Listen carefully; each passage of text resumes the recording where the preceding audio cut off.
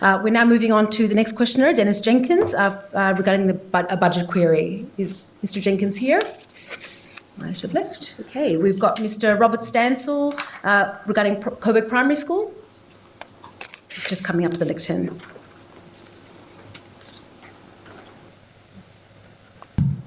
Good evening, councillors. My name is Rob Stansel and I'm here on behalf of Coburg Primary School, who have written a letter to you regarding safety concerns for the children and families attending the Coburg Primary School. I emailed all of you so that you could have a thumbs up on it. Basically there's three concerns. I won't read it all to cut time, as you have the detail there. The three basic issues are related to pedestrian bike safety, for which they're asking the question of council, as many of our families from Pentridge Village are now crossing Urquhart Street to come to school. What are the council's plans to ensure the safety of children and families who ride bikes and walk to the northern campus of the school? Another question related to that is, what will council do to ensure the safety of children and parents entering and leaving the school via Russell Street? And what will the council put in place to ensure cars cannot reverse back into the fence of the junior campus? So that's related to the Russell Street concerns. There's another question regarding parking, which is going to be a significant issue, where currently there's no signage for school parking spots in Urquhart Street, Elm Street, Russell Street, or the Leisure Centre car park. And for parents, as a drop-off zone. So these are also, there are also no disabled parking for parents. I probably should have pointed out that in that letter, the projections for the school in 3 years' time is an increase from 270 population to 580. So we're looking at wanting to address some serious issues now that are going to get worse. So in relation to that, question 4 is, with enrolments predicted to double by 2020 and more residents and traffic in the surrounds, will the council provide appropriate signage for parents and children attending the school by car? And the final issue is related to high-rise apartments, which is particularly concerning Future Estate building, an 8-storey building right overlooking the school on the other side of the Pentridge Wall. So they have deep concerns about the privacy of children with apartment balconies looking over the playground. So the question I have to council regarding this is, have the planning permits been approved by council, and if so, when did this take place? Sixthly, how will council ensure that the safety and privacy of children will be protected during the building process and the increased tradesperson traffic? And seventhly, what measure have been taken in working with Future Estate to ensure balconies do not infringe on student safety and privacy? As an add to that, I have today confirmed with council that Coburg Primary School will be able to become part of the objectors and meet with Future Estate to help thrash out some of those issues or put their objections to it. And I suppose really the response from council may be better done to the Coburg Primary School in some kind of written response. So I'll leave it. Thank you very much, Mr. Stansel. There's a number of questions that you've asked us, which we'll follow up on. I believe the crossing signage planning permits. We can take some of those notice. Is there a councillor who wishes to respond to ask a question of clarification? Yep. Would the director like to comment? Okay, so we might take, Councillor Bolton, you wish to ask a question? This is more to the directors. I'm wondering if there has been any discussion so far about the parking, traffic, pedestrian safety issues, like if that has been on the council's radar, or this is a new issue because the school's likely to double. Yeah, thank you, Councillor Bolton. I might get the director. Through the Mayor, one of our transport engineers met with the principal on the 23rd of March and talked through the issues that are subject to the letter. There are a number of actions underway, including some pedestrian fencing in Russell Street. The signage and parking that exists around the school area, there is a lot of parking, as you'd be aware. The Russell Street car park around the Civic Centre, etc. Directional signage, etc., will address as part of the formal response back to the principal. And I suppose on the safety issue, part of the Coburg structure plan includes improvements through the Elm Urquhart Street area, but currently there's no funded project as part of that structure plan. Thank you very much. So we'll take those questions on notice and provide you a further response. Other question that I think some other people in the gallery would be interested in is the one on the last page about have the permits been approved by council for the 8-storey? My understanding is they haven't, but... Yes, so the planning permit. Yes, Director of Planning and Economic Development. Through the Mayor, I can clarify that in 2011, the Minister for Planning, as responsible authority, issued a permit for a 7-storey building on the site. Earlier this year, we received a new application, though, for an 8-storey building. That application was 390 properties were notified of that applications and signs on site. And the school and the current tenant, as well as apartment, were also notified of the application. The school has been notified it will go to the Urban Planning Committee for a decision, and they have been adjoined as a party as an objector already as well. Fantastic. Thank you, Director, and we will provide a more substantive response on notice. Councillors, can I have a motion to extend question time to hear the final 6 questions that we have? Councillor Bolton, seconded by Councillor Gillies. All those in favour? All those against? I declare that carried. We've got Mr Imtiaz Ahmed regarding employment pathways. Mr Ahmed is not here. Okay, we might go to Mr Nick Dolby regarding backpackers and housing.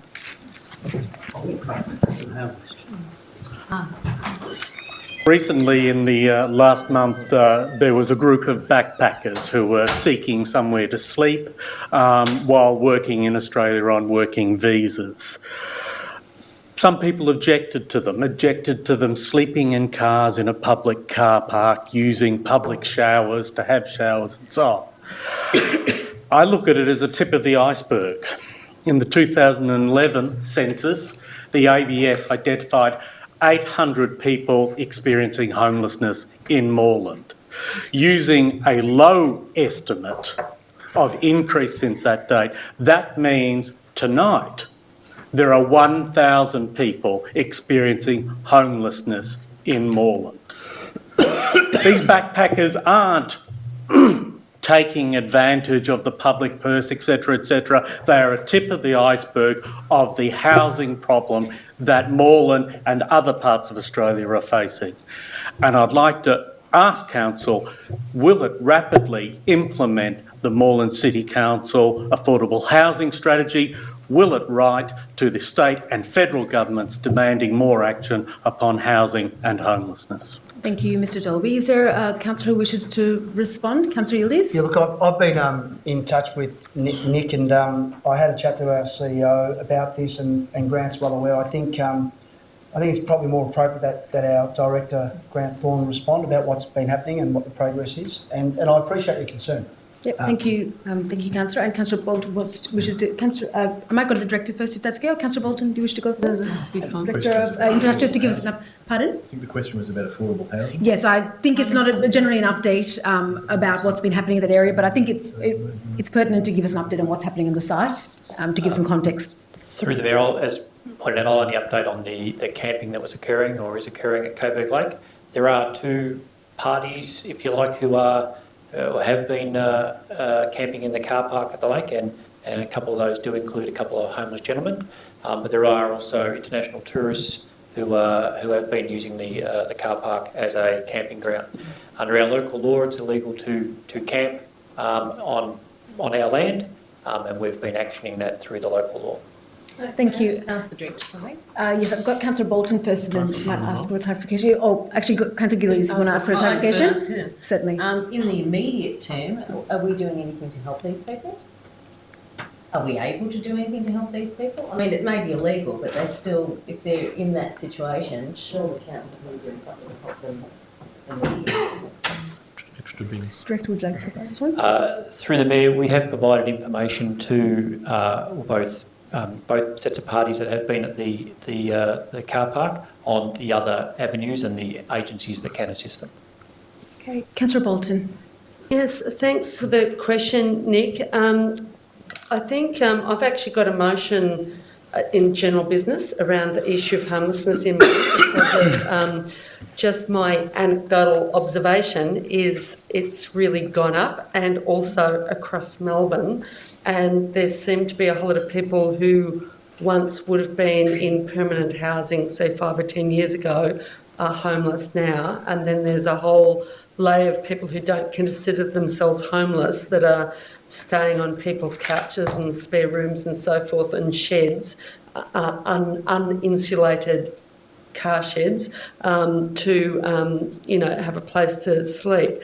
But I mean, there is also growing visible homelessness. I think I especially noticed around Coburg, and I know when I first got elected there was a family living in the Faulkner Cemetery. But I think there's a question of various services, and then there's a question of the need for public housing. And there have been a number of letters to the state government from the council around public housing, which I've moved, but there actually needs to be a lot more action than actual letters from the council. Like, I think really will really only be when the community gets organised around this issue, because basically we're in a situation where the state government plans to transfer around 12,000 public housing units to not-for-profit housing associations, and those housing associations don't house very few vulnerable people on low incomes like New Start, because they're in a capital accumulation model. So, the previous state government wasn't building anything, and the current state government has a policy of continuing this privatisation policy by stealth. So, really, we need a mass movement, really, and the council needs to be behind it. Thank you, Councillor Bolton. Councillor Hopper. Thank you. Look, I just wanted to say that I do think it is really important that we separate and distinguish the two issues that are taking place here. And I certainly acknowledge that there is a growing homelessness issue in our city as well as across Melbourne, and we need to be doing all that we can to assist those people who are experiencing homelessness or through disadvantage come to use our public facilities. I know, for example, that a number of years ago we discovered an illegal international student boarding house in Moreland because one of our public showers was being used by international students who were living 20 or 30 in one house and had access to one bathroom. So it is important that we are providing services and facilities to those people, but I think that is completely separate and distinct from tourists who don't want to pay for accommodation and a shower and are choosing They to... are working visa. Mr. Dolby, please. Mr. Dolby, please don't interrupt. I do think that if they are in an economic position and they are making a choice to use our public car parks and our public showers just because they've read on a website that it is somewhere where they can do so, and I understand that there is a website where people rank public car parks and public showers as good places for tourists in caravans to use, I think that's a very separate issue and it's not something that I support. Thank you, Councillor Hopper. Thank you for the question. We might move on to our next question. Mr. Simon Kanana. Sorry. I asked a question. I just want to say something very quickly. Okay, yep, if you'd like to say quickly on the... I just want to clarify that people that are on working visas come out here with an expectation and often are then put in positions where they don't get paid properly or even enough, and, are being sent to jobs and getting... sometimes getting paid $5 a day for their work. So I think that was harsh. Okay, thank you, Councillor Gillies. We're moving on to Mr. Simon Kanana. It's a question regarding Cumberland Road and O'Hay Street, I believe. Apologies if I pronounced your name incorrectly. It's Caruana. Sorry. Caruana, that's right. I live at 356 O'Hay Street. Yeah. Now, there's been a lot of urban development at the corner of Cumberland Road and O'Hay Street. As a result of that, there's been a lot of traffic congestion along O'Hay Street. Basically, my question is anything being done to facilitate the extra vehicles that are coming through at the moment, plus once the developments are complete, is there going to be any development with regards to parking arrangements? We have very wide nature strips. To me, they're unnecessary. The street is very narrow, where there is parking on both sides of the street. I often find it difficult to even reverse out of my driveway where cars are parked directly across my driveway and on both sides. So it makes it very difficult for the residents trying to manoeuvre their vehicles through O'Hay Street. Also, just travelling up and down the road, it's a real navigation course. As I mentioned, the street's narrow, cars parking on both sides. You see oncoming traffic, they don't give way. So you sort of go duck into parked cars. As I said, my idea would be to cut back on the excessively wide nature strips, maybe 45-degree angle parking. So get them off the actual street themselves, the street itself. The street there's no dividing lane. So it's a bad problem. It's only going to get worse once the townhouses, the 150 townhouses are complete. So that's. Just want to see if Thank you very much for your question. Is there a councillor that wishes to answer that question? Councillor Bolton and Councillor Thompson. Just a question of clarification before you leave, sir. Yes, Councillor Thompson. Just in terms of where you are on O'Hay Street, is it east of Cumberland Road or are you west? West. So from Cumberland Road towards the train tracks. Yep. That section. So I know there's a lot of attention being shown to the other side. The other end. But nothing's been said for our side. Western side. Thank you. So I've got Councillor Bolton first and then Councillor Yildiz. Yes, there is a report on that. You might have seen it, and it might be not everything to your liking, which will be discussed and voted on later tonight, and hopefully we can bring that item forward because there's a number of people here for that report. I think when I was, partly because I'm a North East Ward councillor, I was sort of more aware of the problems on the eastern side, and when the council organised a meeting of residents, I'm not sure if you were there, it sort of became very apparent the issues on the western side of Sussex Street, going further down, and someone actually did approach me about exactly the issue you're talking about the size of the nature strips on that end. I think this report really tonight is really just the beginning of a process, because I think really Council hadn't really addressed these issues for a long time, and so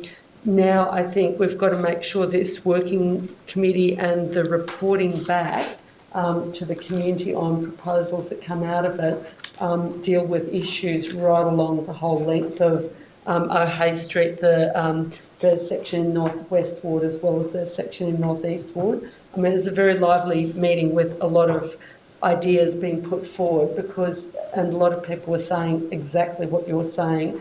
Plus, the other thing is people were talking about how they had to wait 15, 20 minutes at peak hour to be able to cross the road to take their kids to school.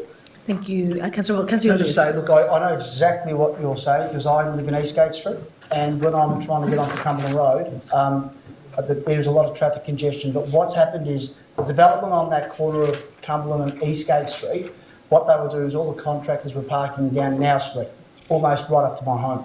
And that's now finished. So that development on that side, now they've gone to the one closer to our Hayes and Cumberland Road. So that traffic congestion's there because all the tradies are parking there. But what I do know, and I have been asking, because someone did complain, in fact, a number of residents complained about that, and so I made some inquiries. What I do know, and I'm happy for the Director of Planning and Economic Development to correct me, that site's actually got a lot of parking. It's got ample parking. In terms of what they've done underneath, I don't know if you've walked past and had a look, but with Dorothy Impey Home there, and now that development, no doubt it's going to increase traffic. But you'll find that when it's complete, I think we probably exaggerate sometimes and think, oh my God, what's going to happen? It was pretty busy before that. No one's moved in, but I'm saying it's going to get busy, no doubt. But they are responding, because I did convey, in fact, one of the complainants is someone who works for an MP, and he wasn't happy. So I do know that the officers went down. They didn't book the guys because there's no parking restrictions along there. The issue you've got is this: if we said to the officers, no, we're not happy with it, they're parking there, let's get traffic parking signs in there, the restrictions, the problem then you have is once they go, then your average person who's visiting the mother or father at the elderly Dorothy Impey home has only got an hour's parking. and then you've got the entire street that are going to receive parking surveys. So if you can hang in there, I think the way that they've built it, I think the way they've handled themselves has been pretty good, but they haven't been causing a lot of disruption. But no doubt, I hear what you're saying. Are you near the are you near Dorothy MP, or are you further down? Further down, but And it's still affecting you, the traffic that goes along there. on my way home, you have to navigate through the parked cars and oncoming traffic. Like I said, you have to duck into where the parked cars Look, mate, are, so people can, I know people here. I can go barge through. Look, I know people, I'm not going to mention anyone, but I know people here that actually drive past my house nearly every morning and every afternoon to get home and back. Eastgate and Westgate, I drop my kids off to Mercy and I drive down Westgate to get back onto Cumberland Road to get to Bell Street. So it's a dog's leg. Everyone's doing the same thing. And they were doing it before that development was there anyway. So I'm hearing you, and I think, how do you restrict that? We've got officers, and I'm happy for Kirsten and Grant to maybe offer a response to this. We might move forward if we might talk to you after this meeting, if that's okay, and just catch you up with where the discussions are with the meeting that we had previously as well, if that was okay with you, because it's quite a lengthy discussion. So thank you very much for your question, and we'll respond to you a bit more. Thank you very much. We've got two more questions, again from Mr. Robert Stansel regarding, I think it's the Pentridge development. Do you wish to come back? No, he's gone. Okay, no problem. So the final question is from Annalie Okins regarding green space. Have you got Maureen Murphy there? No, I don't have a question from Maureen Murphy. She put in a form earlier. Okay, we'll just check at for the very that. beginning, before Okay, the meeting thank you. started. About the anti-racism rally. We'll just check that. We'll just hear from the question and we'll check that while that's happening. Yes, Ms. Hawkins. Okay, my name is Annalie Hawkins. I live at 19 Julia Street, Coburg North, and where I've been resident for 16 years. Thank you for giving me the opportunity. I'd like to bring up a more general question about open space. As more and more residents are coming into the northern part of the council area, particularly Coburg, houses are being subdivided at the back. We're talking about developing a large area of Pentridge into flats and apartments. Where is the additional space for these extra residents going to be provided so that you're not going to overwhelm the green space that's there already? I mean, if I go past the lake on many of a Saturday, I can already see it's very crowded with people. So I'm asking, is there a strategy? Will there be a strategy at looking at providing extra space for those extra residents, particularly if we're going to get more of a build-up? Because it is to do with residents' health and amenity. It's for their children, for old people. If you don't have a garden, you're looking to go somewhere for recreational purposes. So that's just a general question, but I think it's something that's often not brought up here, whereas in Europe, and my family comes from Germany, it's a very strong point that if you live in medium density, you have access to green space. So I just put it forward. Thank you. Thank you very much for that question. Is there a councillor who wishes to respond? There'd be a lot to say to that. It's a fantastic question and something that's front and centre of this council's mind.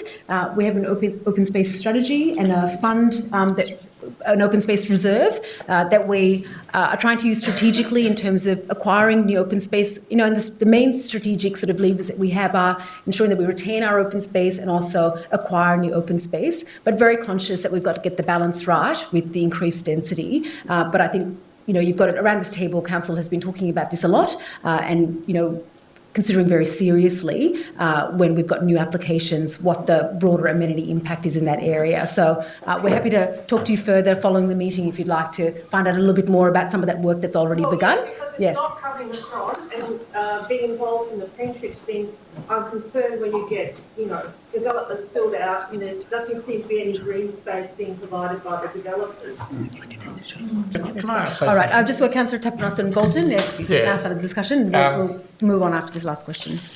It's a major problem, obviously, because as we do get more densities and more development, we need open space, particularly if we're going to continue to be a livable city, and it goes towards all of our strategies, even health and wellbeing. The way the system is designed to work is that when a developer subdivides the property for two or more, I believe, they will pay a contribution to council. The council is expected with that money to actually create new open space.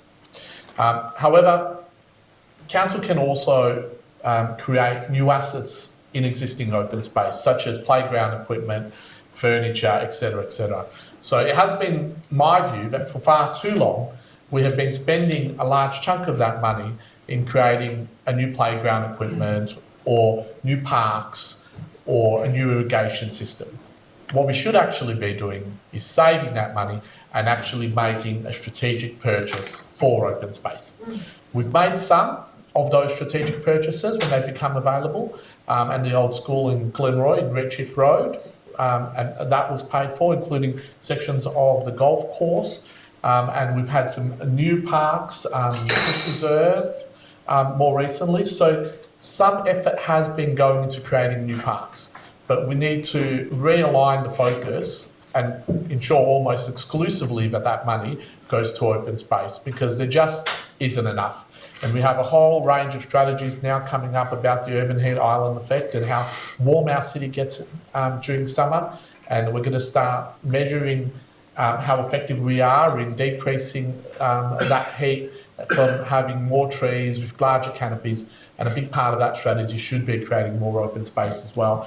So we will endeavour to do that. And I think inevitably we will be seeing more and more acquisitions, because the development money is coming in, and it's a lot. It's probably, I think the reserve now is about $6 million right now that we have, and we collect, I think, one or somewhere between $1 and $2 million a year. So we need to save that, not put it into furniture or playground equipment, and just buy open space. Thank you, Councillor Tapanos. It's an issue. Councillor Bolton? Just very quickly, I actually think it is a really good question. I mean, it's true Moreland does have an open space strategy and so forth, and it is true that council has bought some parcels of land for open space, but I think quite often, I think around some of the big unit developments, quite often there's an assumption that existing open space will do. And certainly when the planning amendment for the central Coburg area went through council, which will create a mini CBD in the centre of Coburg, the assumption was that the open space would be the Coburg Lakes Reserve, and only a very tiny piece of open space was provided for in that area, which will be a massive development when it eventually gets off the ground. And I think the level of, if planning permits get granted for all of these massive buildings in Pintridge, it is clear to me that there needs to be more open space and not just relying on the Coburg Lakes Reserve. But that will have to be something that is discussed and voted on in council, because I also think that Coburg Lakes Reserve on a weekend, it's a popular area for communities to have big festivals. It's sometimes there are a lot of family groups and community groups in Coburg Lakes Reserve, but there also is a certain point where that's too much, and especially with the scale of developments in Pentridge.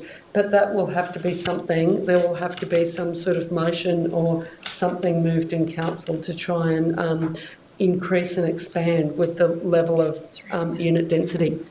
Thank you very much, Councillor Bolton. And just to sort of close off that, in terms of us wanting to be proactive, we actually put some money aside in this coming up, the financial budget, the budget coming up for this financial year, to actually put together a plan for that, like a proactive plan for that acquisition. You know, often it's reactive, the open space acquisitions, a piece of land comes up and the council goes, shall we consider this? But actually having a proactive strategy around how we can go and acquire property for open space in areas of need, knowing what kind of development is coming up, is something that this council is going to do, and it's the first time we've done it. So we are really trying to front end that sort of progress that's happening. I'd be very interested in following that, because certainly we'll get some information too. So we'll take that on notice as well and get in contact with you with a bit more of that information. But thank you very much for that question.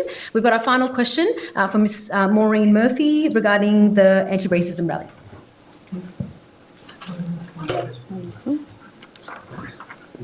Hi there. My name is Maureen Murphy. I live in Brunswick at 9 Percy Street. And I've been a resident of the City of Moreland, and before that the City of Coburg, for more than 30 years. So as a long-time Moreland resident, I'm one of a group of several Moreland residents who've been organising a rally called Moreland Says No to Racism that's being organised for Saturday the 28th of May. Our 3 rally demands are stop the forced closure of Aboriginal communities, treaty now, let the refugees in, and no to Islamophobia. With so many Moreland residents from diverse cultural backgrounds and who celebrate different faiths, we believe that these demands resonate well across the community. And more than 40 organisations, many of these local organisations, agree by endorsing the rally. These include the Victorian Traditional Owners Land Justice Group, Victorian Trades Hall Council, the Islamic Council of Victoria, and local organisations, the Coburg Islamic Centre, the Brunswick Baptist and the Brunswick Uniting Churches, Robinson Reserve, Brunswick and Fawkner Neighbourhood Houses. So as one of the Moreland residents that's been working hard to build support for this rally across these diverse organisations, we are looking forward to receiving council endorsement for this important rally, and we note that it is consistent with many council policies and directions. We see that Moreland Council endorsing and building broad support for this rally is most important at a time when organisations and individuals that espouse racist views are actively organising and are able to grow and intimidate communities in a political climate that supports some of their views. It's also a time when we see so little compassionate leadership in federal politics with its inhumane policies towards refugees and asylum seekers. So I'm also aware that there is the potential for racist individuals to attend this rally or to rally nearby our rally. As one of the organisers, we are taking steps to avoid confrontation and are committed to pursuing a peaceful rally along with the many organisations that are endorsing us and this rally and the 3 demands. So my question to councillors is, can we rely on your support to help us achieve a peaceful and safe rally in the City of Moreland in support of a diverse and inclusive Moreland?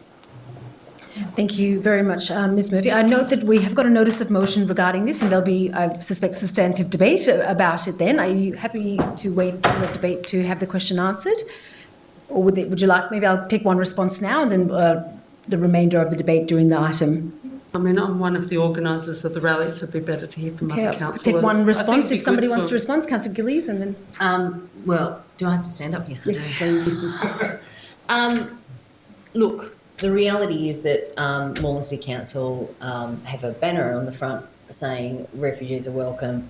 We don't condone racism. We do want to support anyone with a humane voice speaking out in our society at this particular point in time. I reckon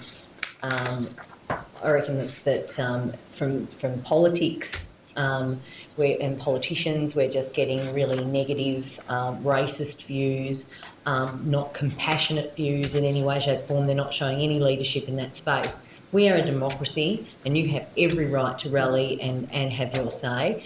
And you know, I have been made aware, we've all been made aware that there is potential that other groups will turn up who have differing views. You know, at the end of the day, I don't believe that is council's role. Our role is to endorse something if it's something along the lines of what we believe as a council. It is not our role to say, oh, we've heard something might happen, so we better run away from that. It's a democracy. You have the right to rally.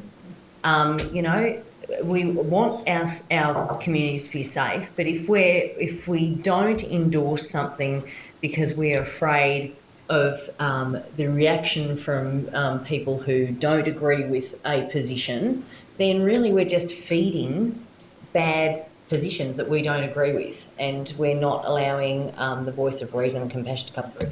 So from my perspective, I think that council, when it comes up before us, should be thinking about are these views things that we support as a council, and what we want to foster in our communities, and that should be what we decide on, because the rest is all out there in the universe, but we don't know. We haven't got a crystal ball, and really, there are authorities to deal with any sort of alternative groups that want to come to thwart the right to public speech.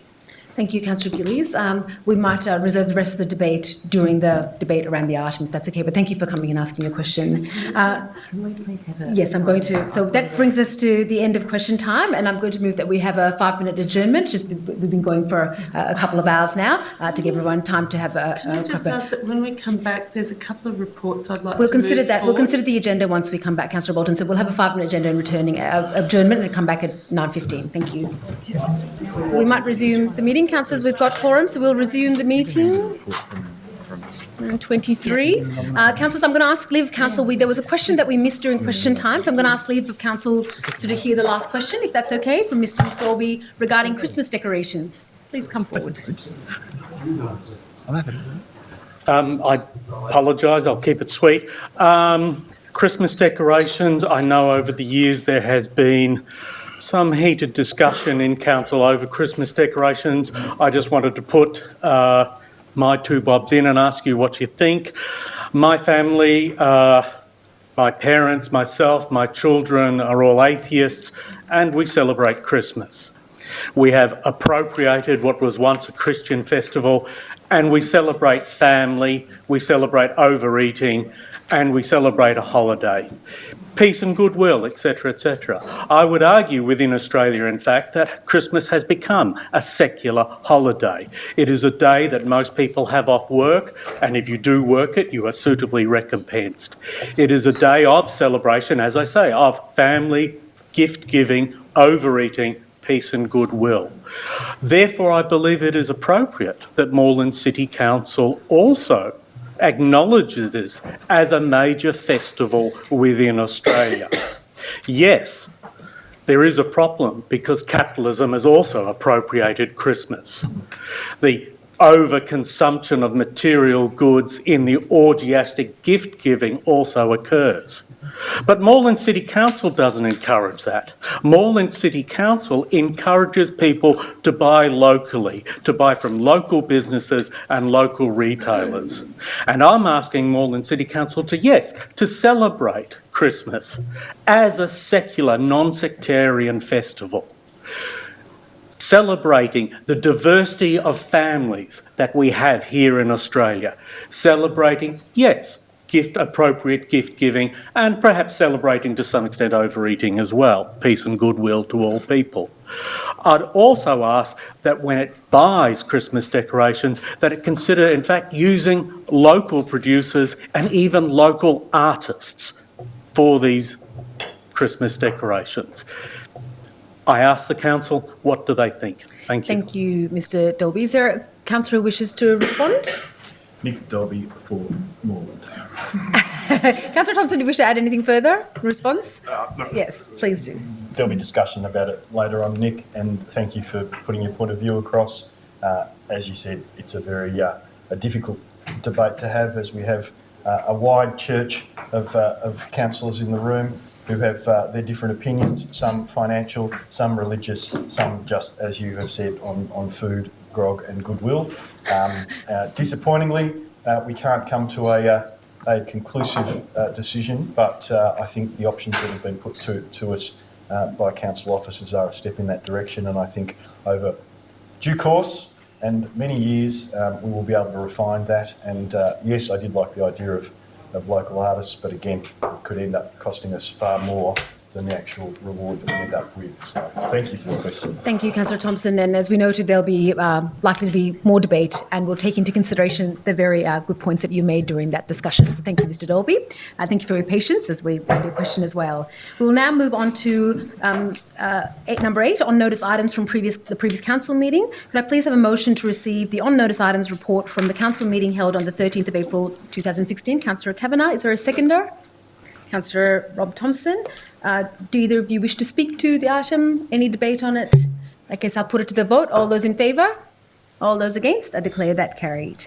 We now move on to section reports by Mayor and councillors. Could I move that this be struck from the minutes for this evening? I believe there are councillors who wish to provide a report, so we should allow them as the agenda gives them space to. Just remind everyone we're conscious of time, so if people can keep them quite brief. Are there councillors who wish to provide a report? Yep, Councillor Gillies. Can I just move that we put it until closer to general business?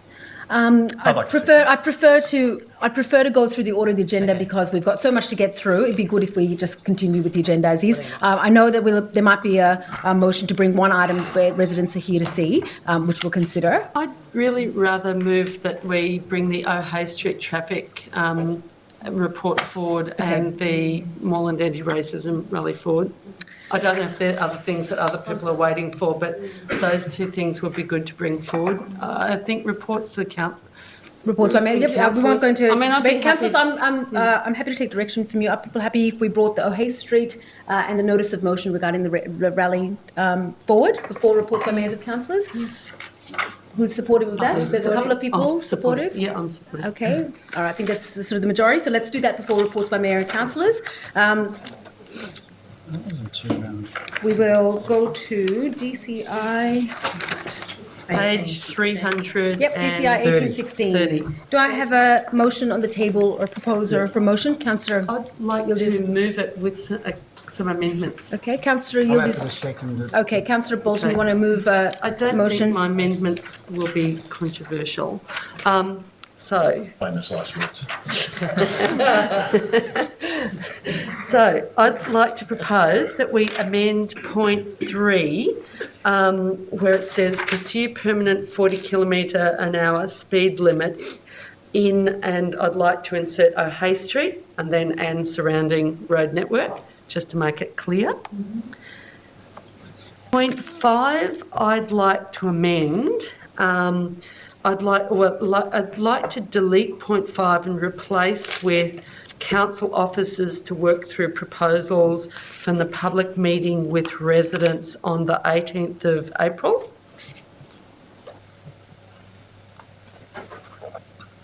No public consultation. Prepared. Very soon. Trying to get this to work. Anyway, while that Helen is trying to solve the... Is that... No, it's a different email. Okay. Councillor Bolton, we can come back to this item if you're not ready to present it. The email just vanished. Councillor Bolton, shall we move to another item? Yes, I'd like to keep going. Point 8, that the report be sent to all residents who attended the meeting.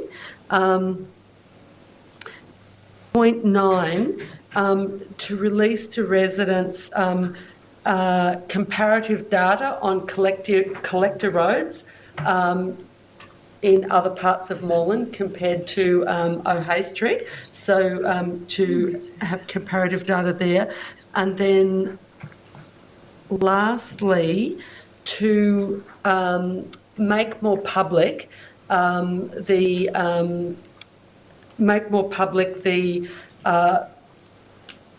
how residents can report crashes and near misses. So those are all straight things. I'll try and send it through. Okay, so we've got a motion on the table which is amended from what appears in your agenda.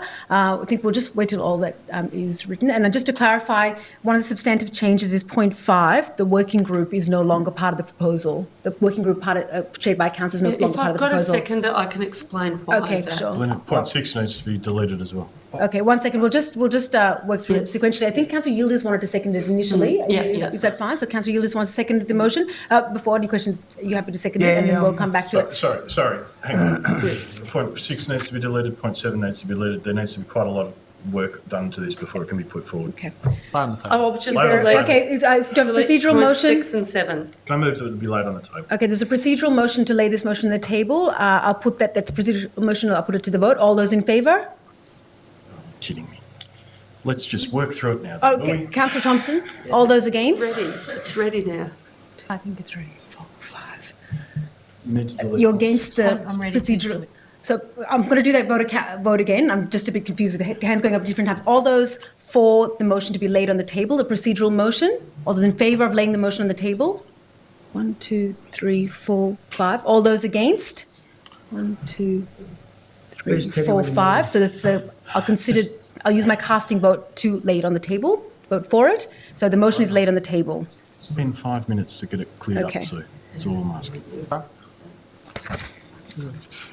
So we're now moving to Notice of Motion 2516, Moreland Anti-Racism Rally. And on this item, I am going to declare a conflict of interest, given that I have been invited to speak as a candidate, not as a councillor at the rally. So I'm going to vacate the chair. Do I have a motion to have an acting chair for this item?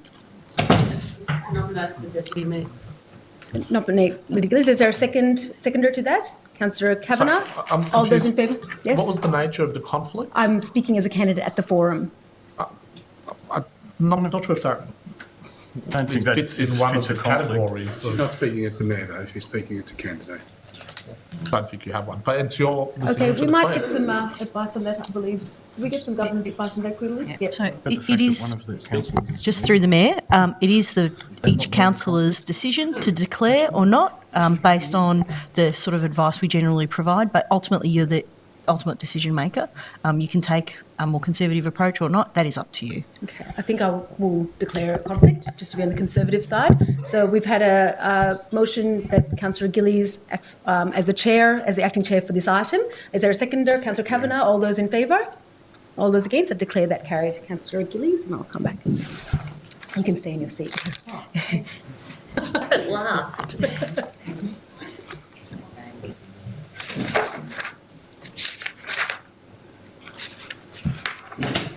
Okay, very quickly. I've got to get to the page, sorry. I was too busy voting. 361. Just wanted to leave the room. Yeah, sorry.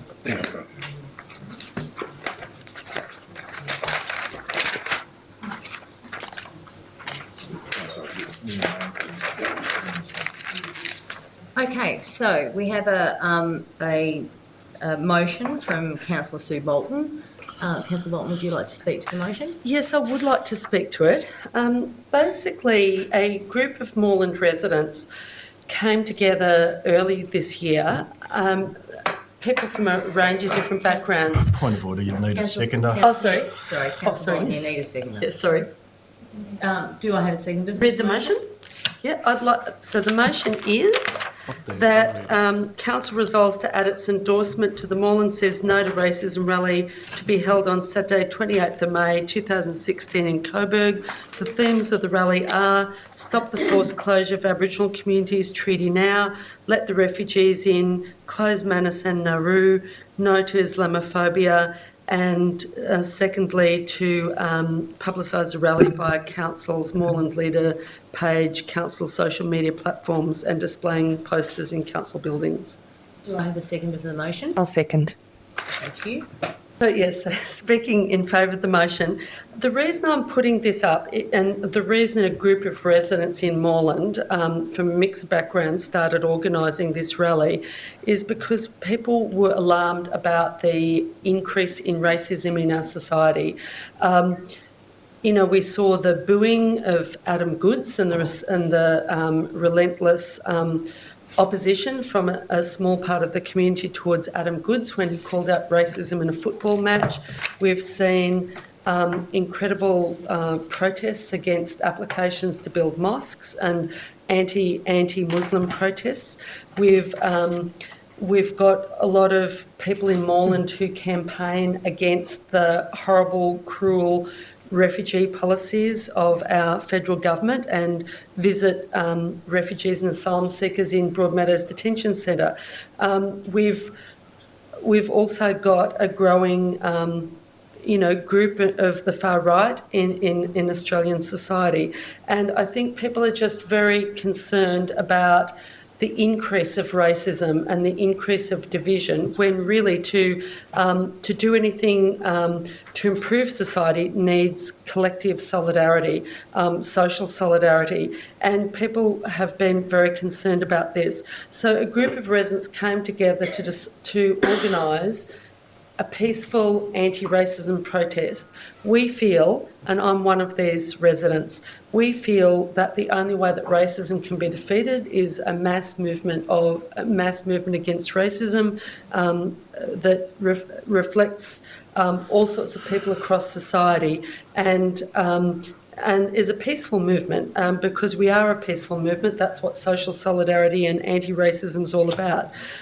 So we thought the best way of doing this would be in Moreland to try and build a very local community-focused rally. So we started approaching some of the Aboriginal groups who've been involved in some campaigns in Moreland that people would be familiar with, around Ballot Route, saving the Ballot Route site for the Aboriginal community. We started approaching local churches and very interfaith groups and one of the local Islamic centres. We started approaching neighbourhood houses, unions.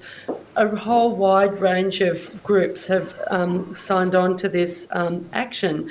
And we feel that if we can have a really solid mobilisation of people for this action, that will contribute towards building a society that's based on social solidarity.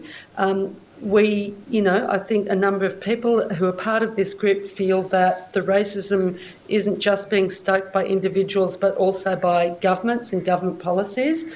So it's not just far-right groupings, but government is at the end. Yeah, so, and I'll just wind up on this point. In the course of organising this rally, talking to some Muslim brothers and sisters in Fawkner, hearing about more and more attacks being made on people which do not get reported to the police because people really only report really graphic assaults to the police.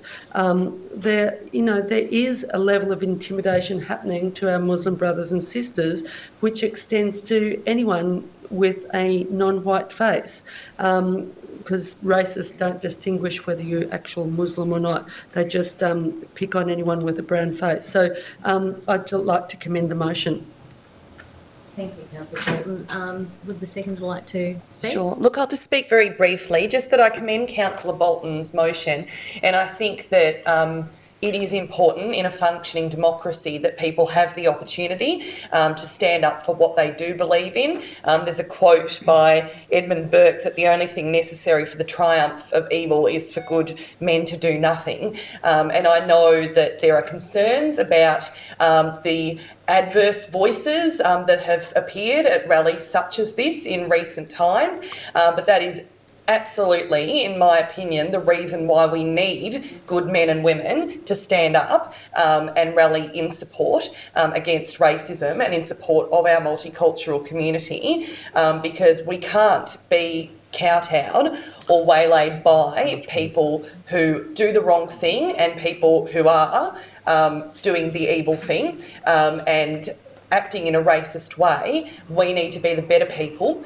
and support those who support anti-racist activities. So I do think that rallies such as this are an important part of democracy and that they should be supported. Thank Can I you, move an Councillor amendment? Hopper. I've foreshadowed. Can I move an amendment? Okay. Can we take the foreshadowed, because that's not altering this, and then the amendment? I hear what the amendment is. We'll put the amendment first, thanks.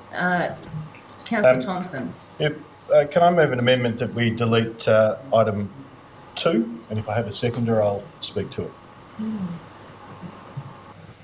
I'm happy to. I'll have a second. Tucker can second.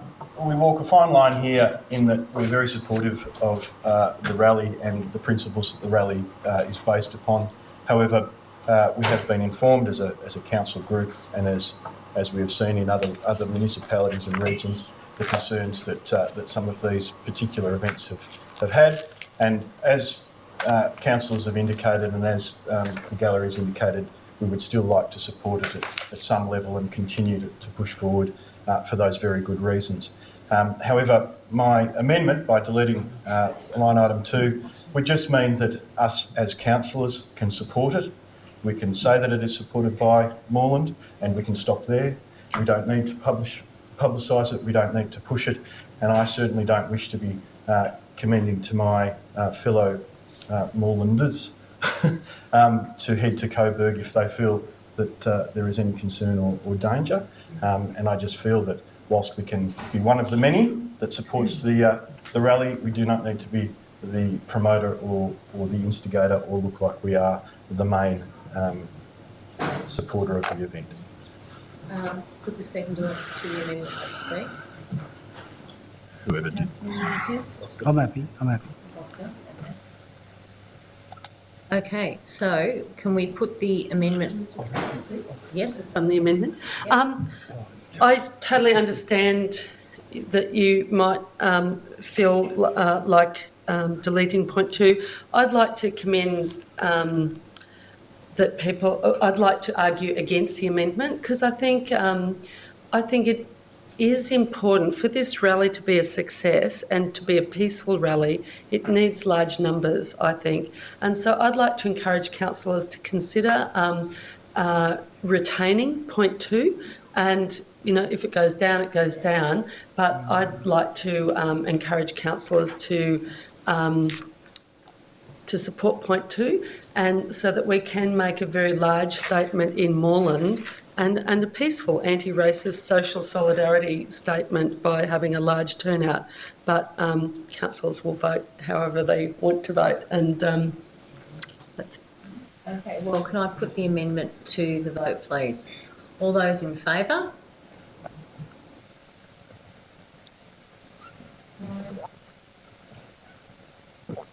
All those against? And I will use my casting vote to... You don't need to. Use 5 of you. 5 and 5. The mayor's not voting. Yeah, so I'll cast my vote in support of the original motion and against the amendment. A foreshadow, if I may. Yep. It's been emailed to councillors that council grant free hall hire to the organisers of the anti-racism rally to host a forum instead of a rally, that council not support the rally and strongly recommend to the organisers that a forum at a council venue be hosted instead, that the council provide security free of charge and work with other authorities to ensure the forum at the council venue is safe for all participants. Do I have a seconder to the foreshadowed motion? Well, we can't debate the foreshadowed motion until after this motion. Foreshadowing it if this is lost. Yeah. We can co-debate them and then put it if it's lost. No, you can't. You debate one motion, then you debate the other one if that let's make it up as you go along. It is not the move. The original motion, sorry. Let's go back to the original The whole purpose of motion. foreshadowing is it so you can debate it. Anyway. So I don't need a seconder for the foreshadowed motion? Not No, yet. not unless Okay, not sorry. unless this Yes. motion goes down. Apologies. Right. Can I speak against the original motion? Yes, you certainly can. Chair. Councillor Kavanagh? Yeah, I'm not supportive of the motion. I do think that we've seen violence at these rallies previously in other municipalities, and I don't think council should be endorsing it. I actually don't think council should endorse anything that is anti. Actually, if it was, I don't know why it isn't a rally supporting multiculturalism rather than anti. I think that's wrong. I think it says it's wrong to be an anti-anything, be pro for what you're supporting of. And, so obviously. Are there any other speakers for?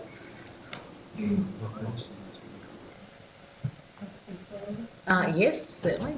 I'd like to speak for the notice of motion that's before us and just support councillors' notion that to increase the numbers at the rally actually provides a more safe kind of environment for the rally holders. And I understand and can sympathise with the notions that there is a potential for some violence given other similar rallies. I'd just like to note that those other rallies were in, I guess, maybe less multicultural, diverse communities of Bendigo and Melton. Like the population here in Moreland is very multicultural, and given the support and breadth of community groups supporting this rally, I think it's a different context and a different environment, and I believe there will be a lot of people who definitely support this. And I note in the report the policy context in which this rally is being brought to us or brought to Coburg is in line with everything that Council does. Thank you, Councillor Thompson. Can I just, sorry. Oh, do you want to speak? Yeah, I will speak Yes, against okay. the motion, which is evident by the fact I move an alternative.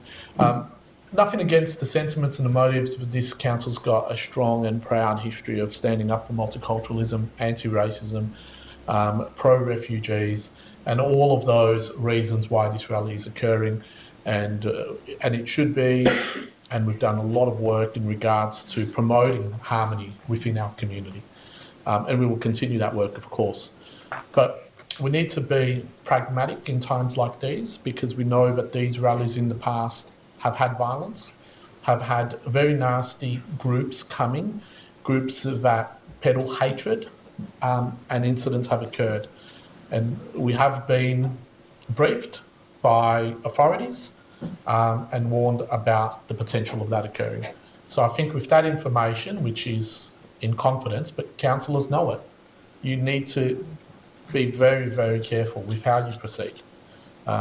We are responsible for the messages we send to our community, and when we know the information that we know, I think we need to take all precautions. And a rally in an open area like Victoria Mall, where there are many things that are not bolted down, that are many people will be there enjoying their Saturday or Sunday afternoon, an area that can't be easily, an area that trouble could easily stir, is not the right place for it. And I'm not sure whether the message that we want to give to the community is better served in a rally as such compared to a forum. And if we had a forum at our town hall here or in Brunswick, where we can have passionate speakers, refugees, highlight the issues, that would be far more effective than a rally up and down Sydney Road, where there is potential for unsavoury, opinionated groups to peddle hatred and violence. Okay, thank you. Councillor Tappanos, I just called to Councillor Kavanagh, sorry about that. Can I just appeal to councillors to not ask for a division at the conclusion of the vote?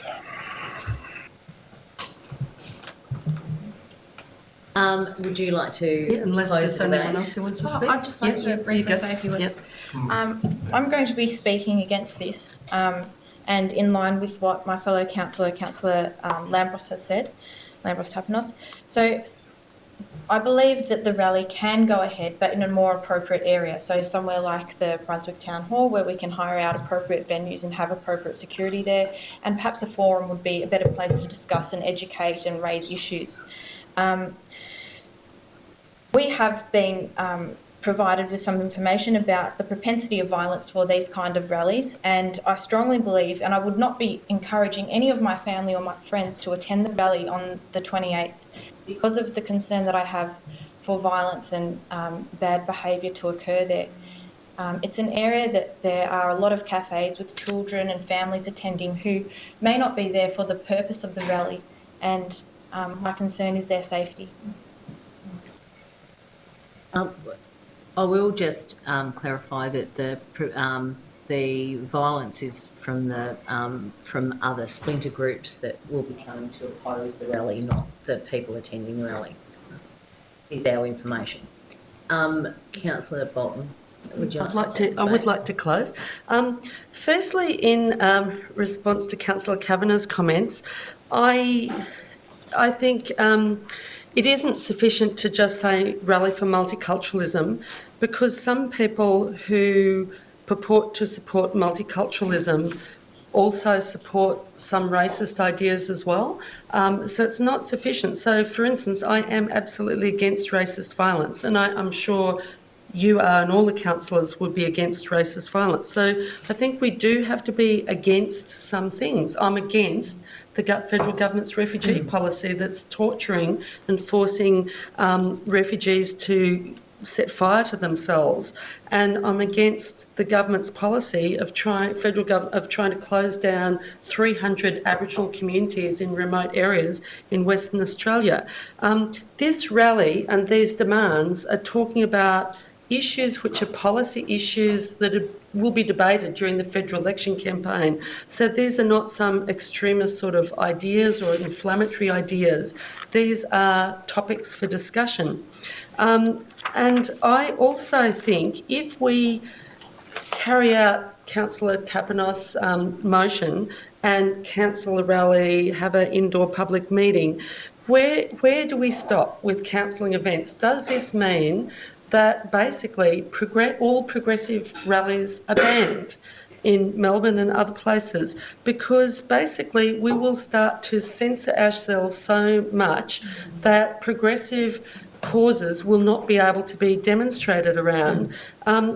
Some of these far-right groups have turned up at the Palm Sunday Refugee Rally in Sydney the last 2 years in a row. But because it was a mass rally and the organisers were not interested in the confrontation, it meant they got ignored and nothing happened. They turned up at a protest in support of the Safe Schools anti-bullying policy in Perth. They've turned up at an Indigenous rally against the closure of Aboriginal communities last year. So this is a group some of these far-right groups, crazy groups, are trying to shut down free speech. So what we're trying to do with this rally is to do something that is non-violent and non-confrontational. And the occasions of violence that Councillor Kavanagh might have noticed were rallies where some people rallied against far-right rallies. This is a very different case, and we would expect the police to do their job and protect our right to protest, because I think we do have a right to protest in Victoria, and I don't think we should give that up easily. And I think if you look at the history of Nazi Germany, and even the history of Sri Lanka, where our mayor comes from, you see the gradual stepping up, and sometimes not so gradual stepping up, of racist violence. Our mayor's family actually fled from Sri Lanka because of pogroms against the Tamils. We can see where these things lead. We can see what happened in Nazi Germany, where people were dehumanised. And in the course of, and I think it's important that we show solidarity also with our Muslim brothers and sisters who are being targeted and are feeling incredibly threatened. In Moreland, multicultural Moreland, where a number of Muslim women have been attacked on trains, and I think it's the least we can do to stand up and show our solidarity. I'll leave it there. Okay. I'm going to put this motion to the vote. All those in favour? All those against?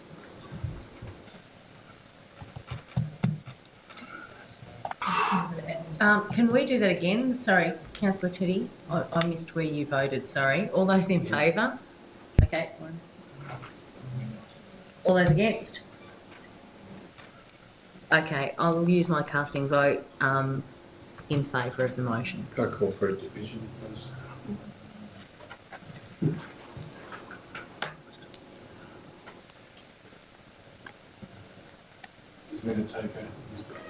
You were ignored, Councillor Rob Thompson. Did you consent? Yes. No, I know Okay. So do you want us to vote again to show Yes. that? So can we please vote to close the meeting? There's violence at the rally. I don't want to be... To get me out of the chair, or do we wait? No, it needs to get everyone to raise their votes so that we can record the discussion. No, there was no division. No, there wasn't a division. No, I'm saying even though Councillor, I actually thought he called for a division, but I do want one, because I want, if there's violence at the rally, I want to make sure that I can be one of the ones responsible. We had one. I put my hand up twice, I remember. Sorry? We had one. I remember putting my hand up twice.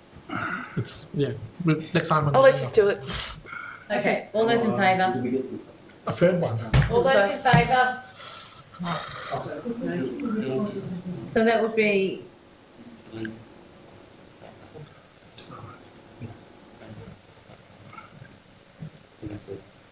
And all those against? Okay, lovely. And, that's a fair use of casting vote, because that's how the mayor would have voted too. So, yeah, absolutely. Don't vote. Yeah, okay. Yeah, but she's the acting chair anyway, and she's got the right to argue. Yeah. Absolutely. No one argues. But like, I think in the absence of somebody who can't vote, Now, like, I think back to the other one, back to the other motion. pick it up off the table, Sue. I'd like to hand the chair back to the chair. Yep, and the seconder And can I please have a second for that? All those in favour? I get to vote, I think. Thanks. Thank you very much, Councillor Gillies. All right, we now move on to presentation of officer reports. Actually, we've got reports by mayor and councillors, which Can we we haven't done just as well. finish the, can I raise the O'Hay Street traffic off Yes, the we've got a table? procedural motion to raise the motion off the table. All those in favour? All those against? I declare that carried. Have you got the amended motion or the Okay, yes. substantive motion before us? So we got the point 3, O'Hay Street in point 3. So we delete points 5 to 7 in the current thing. And then we have a new point 5, which we've already got on screen, that read council officers to work through the proposals from the public meeting with residents on the 18th of April. Then we have a point 6, a new point 6, that council share traffic data on other collector roads in Brunswick and Coburg with the residents and publicise the information on the council website. And a new point 7, that council publicise how to report road accidents, which is damage to property and near misses. Thank you, Councillor Bolton. Is there a seconder to this motion? Councillor Gillies? Councillor Bolton, do you wish to speak to this? Yes, I would like to speak to why I'm opposing the working group, and I can sort of understand the council officers sort of putting this forward, but I think the point of view of the residents, or especially the residents on the eastern end, is that they've had a number of meetings about this now. Not all of them were officially convened via the council, but they've actually been working through a range of proposals. Now, obviously, some will need to be the community will need to be consulted on some of those proposals. Data will need to be collected to see if the proposals will achieve what the residents hope they'll achieve. But I think there's a feeling from residents that the meeting on April the 18th, which had about 50 people present, really gave a good airing of the issues, and there were a number of very specific proposals that were put forward. And I think residents really want council officers to work through those proposals that came up and, and see what stacks up, what doesn't stack up, work through those proposals rather than having a working group set up. I think people feel, or some of the residents I've spoken to here tonight, feel that setting up another working group just delays things further. And certainly I think it did come out very clearly, a lot of the issues, and from the gentleman who was here earlier, who is more from the opposite end of the street, the western end of the street, it's clear that the high-rise development is really seriously impacting on the street with a massive number of vehicles, and some of the proposals coming out of that residents' meeting include things like a truck ban on Jersey Street, because at the moment there are a lot of semi-trailers from delivering to Coles and going down Jersey Street. I mean, that's just one of the things that comes to mind. So some of those proposals might be fairly easily able to be implemented, and some of them might be controversial with residents. But, I think, that's the feeling, that people really want some action. They don't want more delay. And a number of residents said it takes 20 minutes at peak hour to cross the road.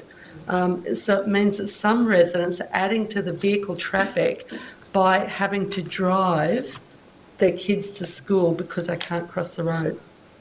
Okay, thank you, Councillor Bolton. Councillor Gillies, do you wish to speak to it? No, I think Councillor Bolton said it covered everything. Okay. I've got the CEO who wishes to provide some advice, and then we'll open it to debate if that's okay. Yep. Yes, to the CEO. So just through the Mayor, and this is just more advice in terms of the pragmatic issues of working through this. Okay, it's complex. There's lots of issues there.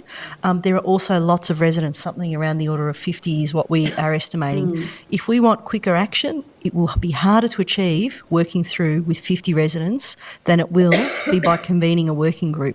So we've done working groups for example, Gowan Bray parking, highly successful and time bound with an aim, and we got through that piece of work. Now, this is amongst all of the other thousands of traffic issues that are being dealt with. So we're really trying to make sure we use this time well, and it is difficult to do that with 50 residents. Much more easy to do that with a smaller group. The other thing that's really important is to have a councillor with us, because there will be lots of different views, and it's really important for somebody in this room to also be with us on this journey, because often we find that as officers we can work through all the issues and come to conclusions, but unless there's a councillor with us on something as complex as this, with many different views, it will be very difficult for us to come to something or to come to an agreement in an efficient way. So there's two really pragmatic issues that were what the working group was based on, and my officer concern is about how much more difficult it will be to do it in a way that is less structured. Thank you to the CEO. I've just noticed we've clocked over 10 o'clock. Could I have a motion to extend the meeting by half an hour? Yep, Councillor Gillies, seconded by Councillor Bolton. All those in favour? All those against? I declare that carried.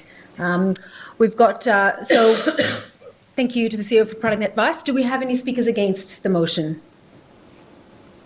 Have we got any speakers for the motion, or anybody wishing to enter the debate, or any further amendments? I'm not sure I can move an amendment from the chair. I've got some concerns about the amendment.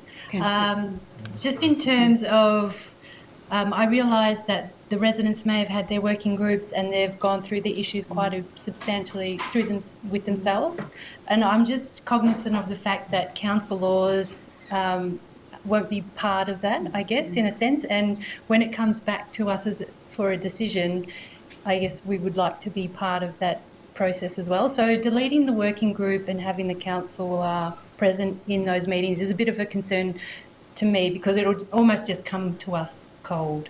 So yeah, this amendment is just a bit of concern in that respect. Could I propose an amendment that we reinsert the clause about a working group and increase it to 10 residents, so it's a broader range. We still have a councillor, so it's everything as is, but including the working group back in, chaired by a councillor consisting of 10 residents. Is there a seconder for that amendment? I'm happy to second. Okay, all right.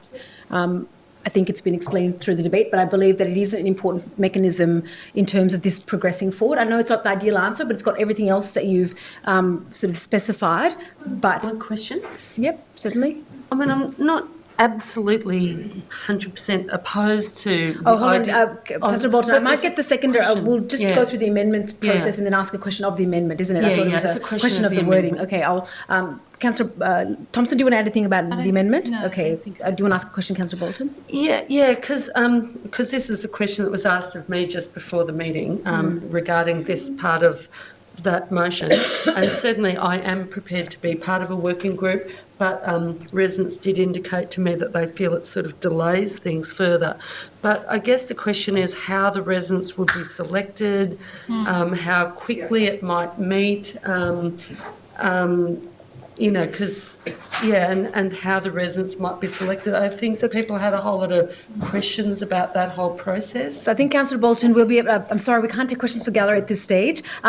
Councillor Bolton, I think that is up to council. So if you want to strengthen that motion with a timeline and a process, that's fine. Often what happens is we establish this and it comes back to council for decision around and guidance around the process. But if you want to strengthen it by having a timeline and a process, feel free to do that. But I might take have you got some suggested word? Maybe if you want to suggest it, I want to take some more debate on the amendment. If anybody wants to speak for or against the amendment, Councillor Kavanagh. Just to point out that currently the amendment says a working group of 10 members of the community.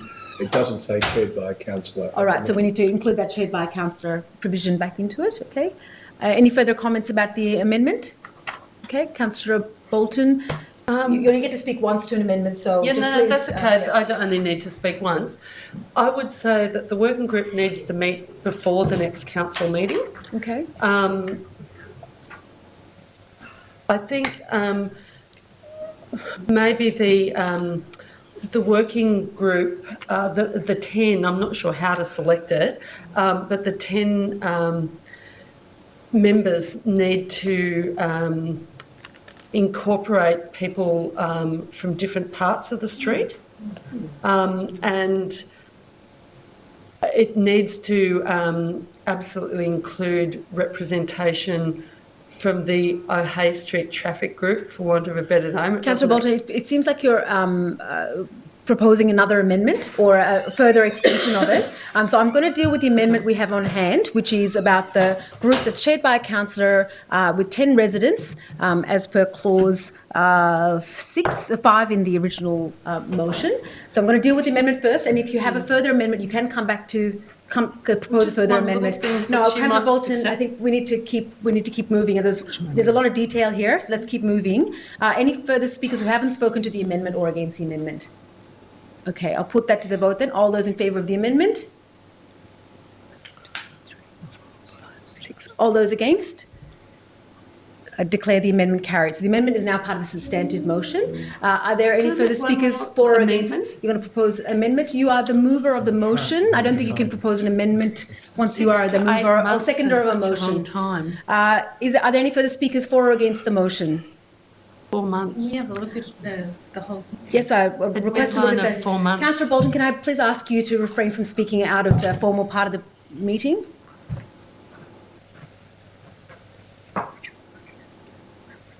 Okay, councillors, have you got a chance to read that? Okay. Sorry. Oh, right, okay. All right. Next month. Yes, sure. Yep. So they were just getting some reading time. So you wanted to speak to them, speak for or against the motion? Yep. I will speak for it, but it's actually more just to allay Councillor Bolton's fears, because I was actually involved in Gowan Bray, and as a working group, it worked very well, but the timeliness of it is really more about, because often these things do cost money. How do you allocate that? Those sort of issues that need to be worked through. What things can be used, and what their rough costings are and stuff like that. But that isn't an excessive time frame. I just wanted to tell you that. But I am supportive of the. Okay, thank you. Any further speakers for or against the motion? And you have the right to close the debate if you'd like, Councillor Bolton. Okay, any further speakers for or against the motion? Now I'll put the substantive motion as has been amended to the vote. All those in favour? All those against? I declare that carried. Thank you, councillors.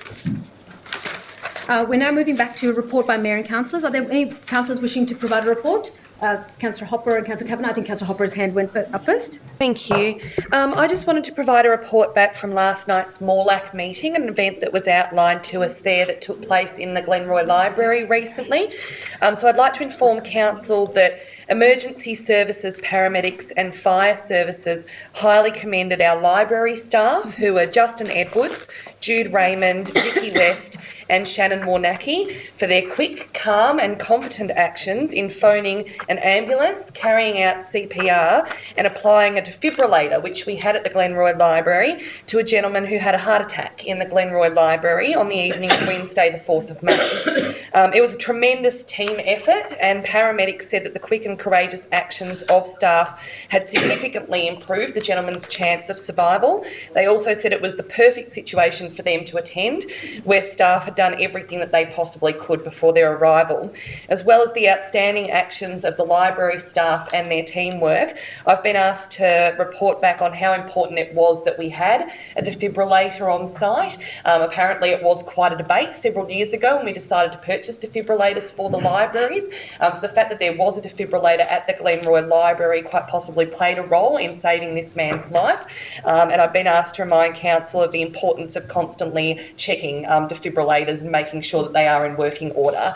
So congratulations to those library staff. It was wonderful to hear of their bravery and hard work last night. I also wanted to note that it is National Volunteer Week this week, and as I now work at Volunteering Victoria, I'm more than ever aware of the importance of volunteers in our community.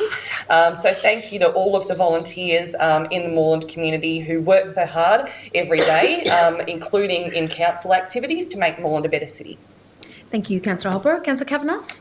I have two tonight. Firstly, just to report that over the last week I've celebrated three events attended three events at basically the same venue, Rogers Reserve and Pascoe Vale Centre. The first, along with the Mayor and Councillor Yildiz, to commemorate the Anzac services for Pascoe Vale RSL. On the weekend, the 50th anniversary of the Glenroy Art Group's art show, been going for 50 years straight, and it's magnificent function there. And thirdly, yesterday at the turning of the sod of the new Pascoe Vale Community Centre, I want to thank the Mayor for allowing Councillor Yildiz and I to speak, and at a wonderful function. Secondly, I thought it was very apt to mention that last Wednesday, Calvin Thompson delivered his valedictory address in Parliament.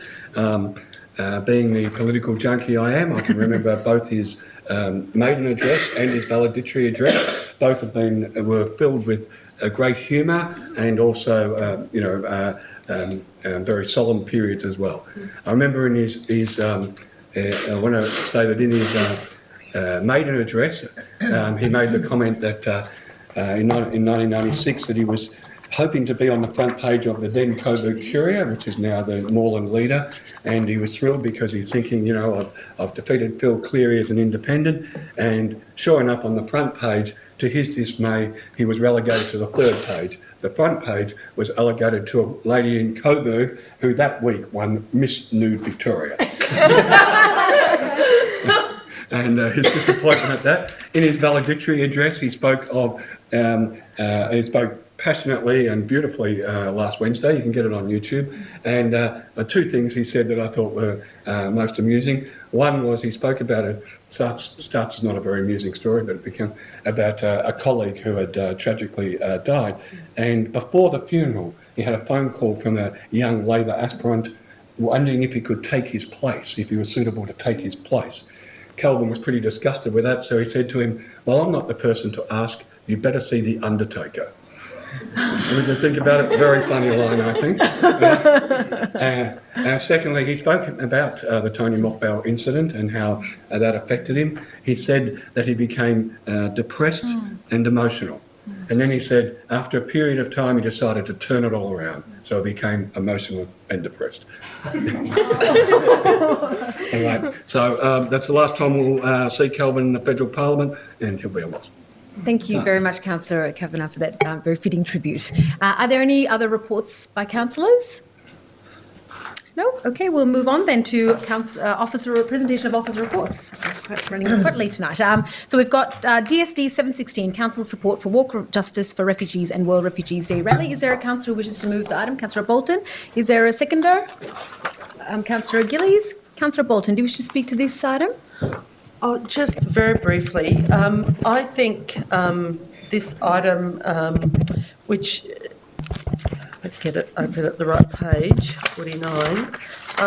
I think this, the last few years we've been coming back to council with motions of support for the World Refugee Day rallies and the Palm Sunday refugee rallies, and I mean, basically there seems to be established quite an amount of support for these two important events, important annual events each year. And so this motion was designed to try and basically save the council a bit of work and try and make our support for the next 2 years of these events an automatic kind of process, so that we don't have to keep coming back with motions. So I think that's, probably a good thing to do. The donations to help with organising these events would go through the council's guidelines for sponsorship and donations. And I think it is important that council maintains its support for rallies and protests against these abhorrent policies. Thank you, Councillor Bolton. Councillor Gillies, do you wish to add anything? Okay. Are there any further speakers for or against this item? Okay, so I'll put it to the vote. All those in favour? All those against? I declare that carried. Next, we have DSD 816, Moreland Human Rights Policy 2016 to 2026. I'd actually like to move it if there's nobody else. You have to second. Okay, sure. I'd just like to speak to it briefly. This has been a fantastic piece of work in the making for many months, and over a year I think it has been, and has really come from the work that our social development team has been doing over many years alongside our council advisory committees who work in this space across a number of issues that essentially are there to help us care for our community in a stronger way. The new policy addresses anti-discrimination and social inclusion in an overarching type of umbrella policy with strong links to Australia's human rights framework and Victorian Charter of Human Rights. It's been a really exciting journey, and this is a significant step in that journey as we go out now for consultation and inviting community feedback. It's been fantastic to work alongside a number of committees I sit on, and I believe a number of other councillors sit on committees that are very much linked to this work, to have a really strong document that ties in a lot of the work they do. We have a number of committees that work in particular areas, and they will say, well, we have to think about this from a multidimensional perspective, and something like a human rights policy allows you to see something in a really, really broad perspective and gives you real strength. I don't believe there are many councils with this type of policy. I know of a couple in Victoria, so I think it is a great sign of leadership and strength for us to be this bold and really sort of continue the fantastic work we've done around a range of discrimination and marginalisation that our various communities face. So I commend all the officers particularly involved in this work. It's really fantastic, and all the committee members and advisory committees who've been part of this too, and we look forward to the next stage of the process. Councillor Bolton, do you wish to add anything further? No, I won't add anything more. Is there any further debate on this item or discussion? No? Then I'll put it to the vote. All those in favour? All those against? I declare that carried.